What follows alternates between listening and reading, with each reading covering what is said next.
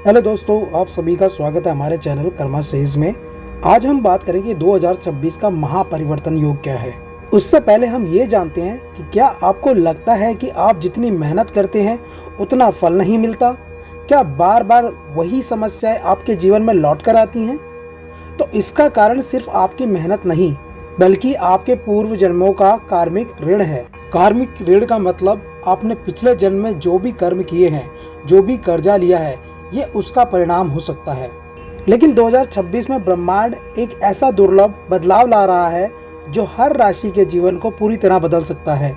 आज हम बात करेंगे उन 5 दुर्लभ ग्रह योगों की जो आपके कर्मों के बंधन को तोड़कर आपको सफलता, धन और मानसिक शांति की ओर ले जाएंगे। इसलिए ये 2026 का महापरिवर्तन योग आपकी किस्मत बदल सकता है और आपकी कुंडली में जो पूर्व जन्मों का कार्मिक ऋण या कर्ज है उससे हमेशा हमेशा के लिए मुक्ति दिला सकता है। तो अंत तक इस वीडियो को जरूर देखें, क्योंकि मैं आपको बताऊंगा ऐसे उपाय जिससे आप अपने पूर्व जन्मों के कार्मिक ऋण को खत्म कर सकते हैं। चलिए अब बात करते हैं कॉस्मिक शिफ्ट क्या है। क्योंकि 2026 कोई साधारण साल नहीं है, यह साल है कॉस्मिक रीसेट का। इसका मतलब जब ग्रहों की स्थिति ऐसी बनती है जो सालों में रुकी हुई ऊर्जा को आगे बढ़ाती है। इसका मतलब आपके जो भी कार्य बनते बनते बिगड़ जाते हैं या कार्य पूरे नहीं होते, ये वो दुर्लभ संयोग हैं जहां पर आप कुछ उपायों को करेंगे तो आपके सारे कार्य पूरे होने लगेंगे। और हमारे वैदिक ज्योतिष के अनुसार जब कुछ खास ग्रह एक साथ विशेष स्थिति में आते हैं तो वो न सिर्फ वर्तमान जीवन बल्कि आपके पूर्व जन्मों के कर्मों को भी प्रभावित करते हैं। और यही वह कारण है जिससे 2026 में लोगों की नौकरी अचानक बदल सकती है। इसका मतलब जो लोग कई दिनों से अपने प्रमोशन के बारे में सोच रहे थे उनको प्रमोशन मिल सकता है, या फिर कुछ लोग जो कंपनी बदलना चाहते थे उनको अच्छी कंपनी की अपॉर्चुनिटी मिल सकती है। कार्य क्षेत्र में ऐसे कई बदलाव हो सकते हैं। और अगर हम बात करें रिश्तों में, तो रिश्तों में बड़ा बदलाव आ सकता है। जैसे जो भी अभी तक कुंवारे हैं उनको नए रिश्ते आ सकते हैं। जो माता पिता के सपने बुन रहे थे उनके सपने पूरे हो सकते हैं। और कई ऐसे लोगों से मुलाकात हो सकती है जिनसे आपके रिश्तों में बड़ा बदलाव आ सकता है। और कुछ लोगों को अचानक सफलता की ऊंचाइयों तक भी पहुंचा सकता है। तो मानो ये ऐसा संयोग बन रहा है, अगर आपने इस पे सही उपायों का, सही संकेतों का आभास कर लिया तो आपको सफलता की ओर बढ़ने से कोई भी नहीं रोक सकता। जिंदगी में ऐसे दुर्लभ संयोग बहुत ही कम बनते हैं, और जब अब बनते हैं हमें उन संकेतों को समझना पड़ेगा। जैसे छोटी छोटी खुशियाँ, तो हमें उन खुशियों को ढूंढना पड़ेगा कि किन खुशियों से हम आगे बढ़ सकते हैं, उस पर काम करना होगा। और अगर हमें संकेत मिल रहा है कि हमारे साथ में कुछ बुरा हो रहा है तो हमें तुरंत समझना होगा कि हमें वो दिशा की ओर नहीं जाके सफलता की दिशा की ओर जाना है, सही दिशा में जाना है। तो इसलिए हमें वो संकेतों को समझना पड़ेगा कि हमारे लिए क्या अच्छा है और क्या बुरा। अगर हम अच्छी दिशा की ओर बढ़ेंगे तो ज़िंदगी में सफलताएँ ही मिलेंगी। अगर हम बुरी दिशाओं की ओर बढ़ेंगे तो ज़िंदगी में बहुत प्रॉब्लम्स आएंगी, बहुत उलझनें आएंगी। आशा करता हूं कि इस महापरिवर्तन के योग में आप अच्छे संकेतों को समझ पाएंगे और अच्छी दिशा की ओर बढ़ेंगे जहां से आपको सफलता मिलती जाएगी। चलिए अब बात करते हैं पहला दुर्लभ योग क्या है।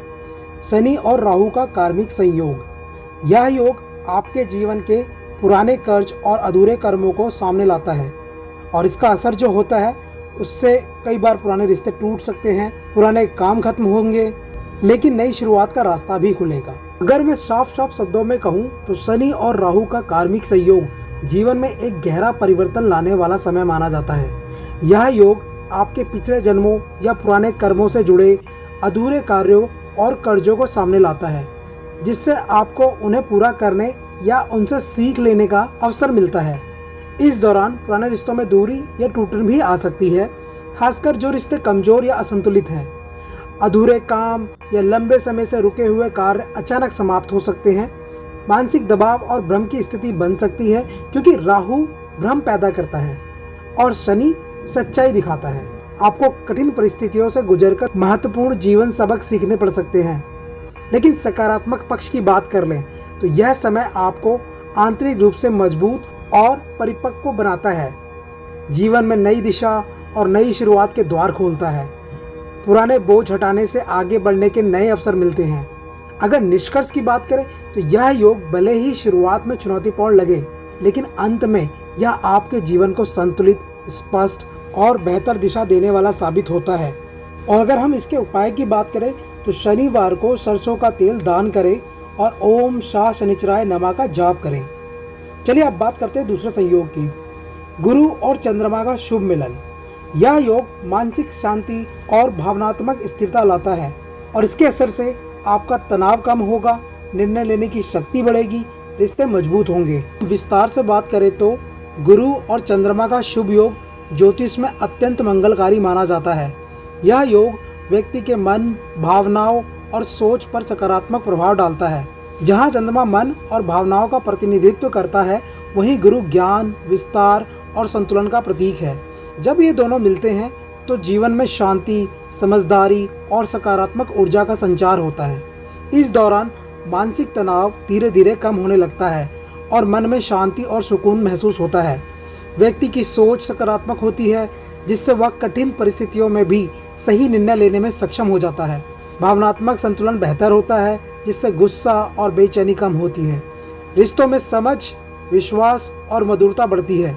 परिवार और करीबी लोगों के साथ संबंध पहले से ज़्यादा मजबूत होते हैं।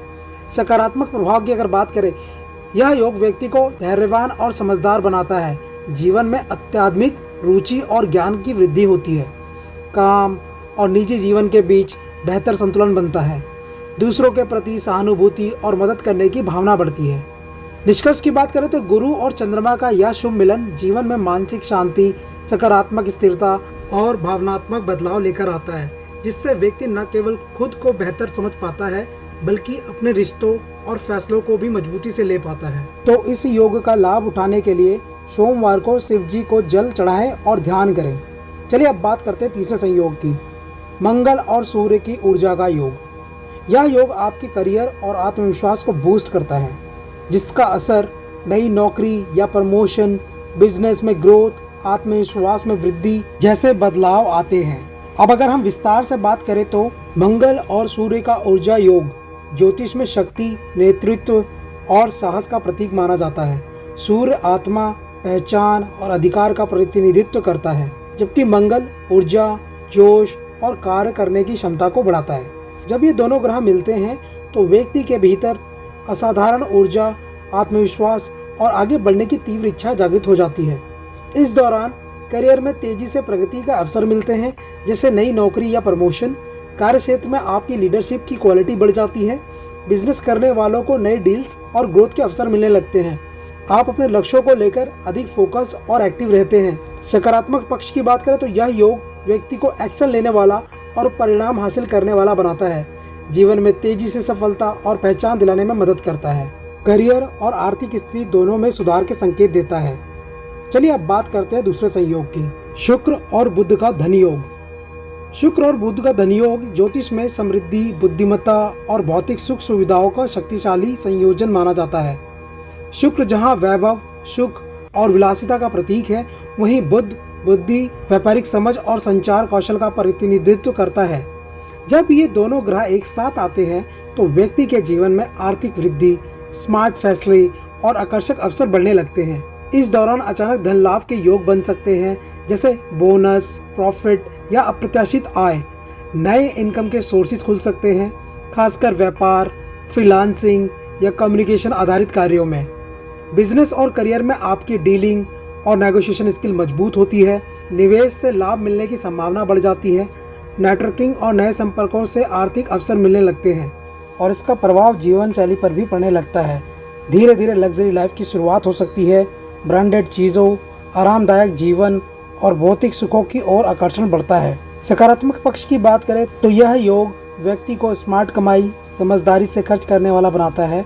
आर्थिक फैसलों में संतुलन और समझ लाता है। कला, मीडिया, मार्केटिंग, बिजनेस और कम्युनिकेशन फील्ड में सफलता दिला सकता है। और इस योग का प्रभाव पाने के लिए शुक्रवार को सफ़ेद वस्त्र पहने और दान करें। चलिए अब बात करते हैं दूसरे योग की, केतु का मोक्ष योग। केतु का मोक्ष योग ज्योतिष में गहरे आध्यात्मिक परिवर्तन और आत्मिक जागरण का संकेत माना जाता है। केतु को वैराग्य, अंत मूर्खता और कर्मों के अंतिम निष्कर्ष का ग्रह माना जाता है। जब यह योग सक्रिय होता है तो व्यक्ति का ध्यान धीरे धीरे भौतिक दुनिया से हटकर आध्यात्मिकता और आत्मखोज की ओर बढ़ने लगता है। इस दौरान पुराने जन्मों के साइकिल धीरे धीरे खत्म होने लगते हैं, जिससे जीवन के अधूरे अध्याय बंद होते हैं। व्यक्ति को अपने जीवन का असली उद्देश्य समझ में आने लगता है। बाहरी चीज़ों में रुचि कम होकर अंदर की शांति और सच्चाई की तलाश बढ़ जाती है। अकेले रहने, ध्यान और आत्मचिंतन की ओर झुकाव बढ़ने लगता है। अचानक कुछ रिश्तों या परिस्थितियों से दूरी बनने लगती है जो अब आपके विकास के लिए जरूरी नहीं है। यह योग व्यक्ति को आध्यात्मिक रूप से मजबूत और जागरूक बनाता है, अहंकार और मोह माया से मुक्ति की ओर ले जाता है, आत्मज्ञान और आंतरिक संतोष प्रदान करता है। कभी कभी यह योग अकेलापन या अलगाव की भावना भी दे सकता है। भौतिक जिम्मेदारियों से पूरी तरह दूर होने के बजाय संतुलन बनाए रखना जरूरी है। इस विस्तार का निष्कर्ष यह है, केतु का मोक्ष योग जीवन में आंतरिक जागरण, शांति और सच्चे उद्देश्य की पहचान का समय होता है। यह आपको बाहरी दुनिया से ऊपर उठाकर अपने असली स्वरूप और आत्मिक सच्चाई से जोड़ता है। इस योग के लाभ को पाने के लिए ध्यान और मौन साधना करें। तो आने वाला समय आपको मौका दे रहा है अपने पुराने कर्मों के साइकिल्स को तोड़ने का, अपने जीवन को एक नई दिशा देने का। लेकिन याद रखें, ग्रह सिर्फ रास्ता दिखाते हैं, चलना आपको ही पड़ता है। अगर आप सही समय पर सही कदम उठाते हैं तो आपके जीवन का सबसे बड़ा टर्निंग पॉइंट बन जाता है।